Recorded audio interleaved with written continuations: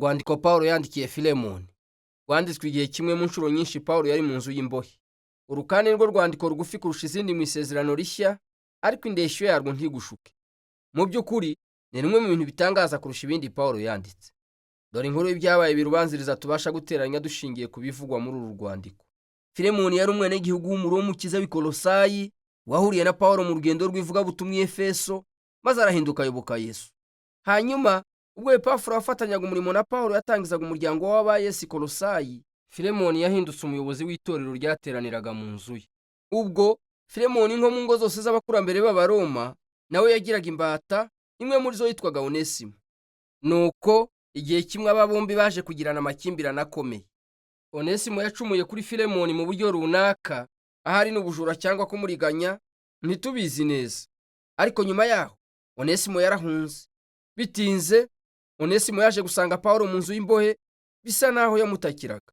Muri uwo mujyo yahindutse umuyoboke wa Yesu, abona inshuti ya Pawulo yamufashaga. Nuko noneho Pawulo yisanga ari mu mwanya ukomeye kandi usaba ubwenge ubwo yandikaga urwandiko. Aza gusaba Filemoni kutababarira no kongera kwakira Onesimo gusa, ahubwo no kumwemera nka mwene se muri Kristo atakiri nk'imbata ye. Dore uko abikora. Pawulo atangizanya isengesho, agashimira Filemoni, ashima n'Imana kubera urukundo no kwizerwa yagaragaje ku bwa Yesu ndetse no ku bantu be.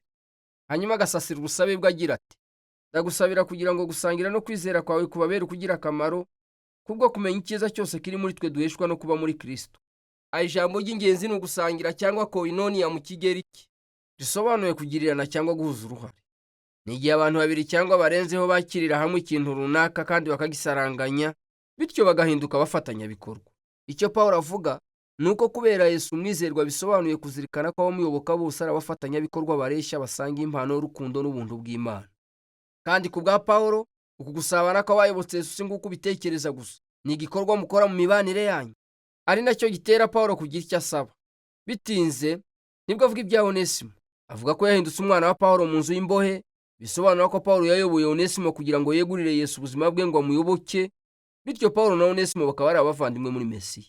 Yari amaze igihe yita kuri Pawulo adahwema igihe bari muri Pirizo. Ndetse kandi nubwo Pawulo ashaka kugumana nawe hafi ye, azi ko aya makimbirane afitanye na Filemoni agomba guhosha, bityo bakiyunga niba bavuga ko ari abakristo. Iki nicyo gikururira Pawulo kugira ubusabe bukomeye, kugira ngo Filemoni wakire Onesimo atakiri imbata yawe, ahubwo aruta imbata, ari mwene se ukundwa muri Kristo. Iri rero ni itegeko riremereye pe. Mu mategeko y'Abaroma, Filemoni yari afite ububasha bwose ahabwa n'amategeko bwo guhanisha Onesimo cyangwa kumushyirisha mu nzu y'imbohe. None Pawulo ntamusaba kubabarira Onesimo gusa, ahubwo no kwakira uwahoze ari imbata y'i Kolosayi nka mwene se bareshya, nk'uwo mu muryango we. Ibi biruta cyane ubugwaneza. Ibi ntaho byabaye. Ni ukubohora imbata yawe hanyuma ukamufata nk'umuvandimwe. Bibangamiye imigenzereze mu mibanire y'Abaroma. Kuki Filemoni akwiye gukora ikintu nk'icyo? Aha rero Pawulo arigomba igikorwa cyuje ubwenge, akomeza ku ijambo ry'ingenzi riri mu isengesho ry'urufunguzo, agira ati: niba wemera ko dufatanije umurimo, ni rya jambo koinoniya ry'ikigiriki, nanone wakire Onesimo nk'uko wanyakira. Kandi niba hari icyo yagucumuyeho cyangwa umwenda gufitiye, ubimbareho nzabikwishyura. Muri ubu busabe tubonamo umutima w'inkuru nziza Pawulo abwiriza ishyirwa mu bikorwa.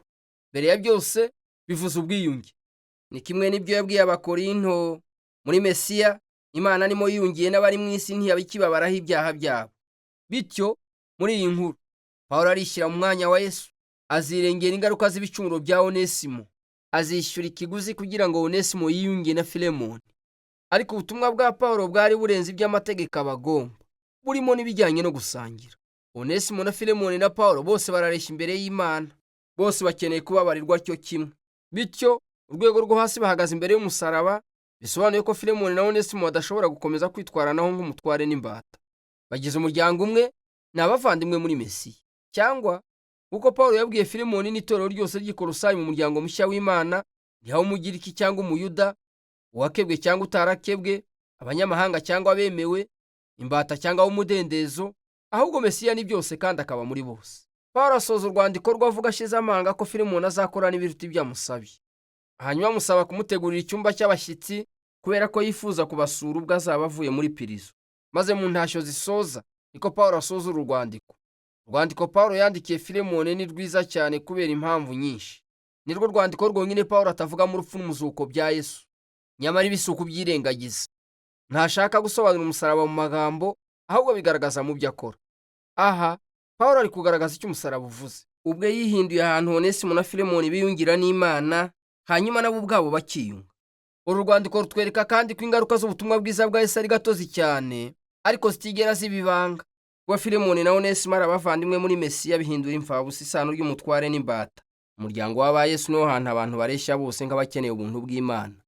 Ni umuryango mushya cyangwa ubwoko bushya bw'abantu, nk'uko abita mu Bakolosayi, aho agaciro k'abantu kadashingira ku bwoko, imiterere, urwego cyangwa ubukungu byabo. Muri Mesiya abantu ni bashya gusa bafatanyije umurimo bareshya, basangiye ubuntu bw'Imana bukiza buri muri Yesu. Ngiki cy'urwandiko Pawulo yandikiye Filemoni ruvuga.